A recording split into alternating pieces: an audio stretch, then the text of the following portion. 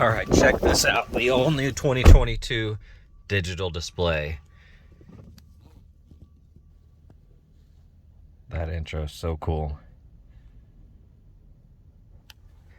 It's on a Z71, of course. And then look at this. Watch the lights on it. I mean, it's super cool. Great upgrade for 2022. Available on LT and up. And I'm going to do a quick walk around on this thing and kind of give you a view of all the different things it can do. Okay, here we are. We're going to use the steering wheel controls here to go through this screen, move left and right, up and down, go through all the different features. So starting here, we're on our speed.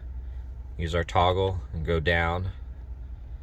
Drive summary, trip 1, trip 2, timer, all the typical stuff you see. This is all the same from the previous generation. Graphics are a little bit different. And then of course, we get to the very bottom here, info page options. Everything we just viewed is in this tab here, and everything is check marked, but you know, if there's something you didn't want to view that's a lot of stuff to go through, you can deselect stuff, take away all this. You know, if you just want a couple things, you know, then you can go back, start scrolling through, and look, it skipped all those icons there. So now we're just going through the basics. Anyways, now we're gonna go to the right.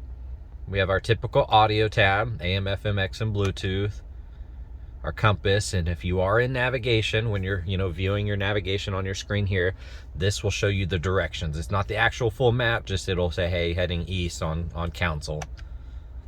No phone connected, but if it was, it'd show you your phone connected. And then settings. This is where everything can be customized. So checking out this layout, 4 different ones. We were on progressive. Standard, it comes on classic. I already switched it over to progressive. It is actually my favorite one. Looking here at the tack, I'm gonna give it a little throttle there. You see that sucker moves up and down, that LED light follows. That looks really cool. Same thing will happen here when you go 20, 30, 40, 50 miles an hour. Go to the classic view. You still get the same concept, but the layout is a little different, of course. And now you see it move up. Nothing follows it though. I really like that light that follows. I think that's so cool. Still a good view. Progressive, I think, is just a little bit better. I don't know, a little more futuristic looking, more luxurious. Go to the digital. Sounds cool. Not as cool as I thought it would be. You actually lose your tachometer and your miles per hour gauges on the side. So I revved it up just now, and you don't know you did. Just you'd hear it, but that's about it. I mean, you still get your miles per hour up here, so that's cool. Let's go down to clean. Very minimalistic design here. Miles per hour, dead center, nothing on the left, and actually that display layout on the right will time out, and then it will just be very, very basic. I mean, if you like that, that's perfect. Same thing, rev it. You don't see any RPMs or anything like that. Your miles per hour are just going to be dead center. I'm going to go back to progressive. Okay, go left. Inside each of these different layouts, you can customize the left and right side. So compass, time and temp, tire pressure, fuel economy, transmission fluid. I kind of like this tire, or time and temp. Go left again, go to the right side, drive mode enhance, compass, of course time and temp again if you want to double it up, tire pressure, all that good stuff. I'm just going to keep it on drive mode enhanced. I think, you know, that's cool. I like the icon, that graphic of the Tahoe on the side.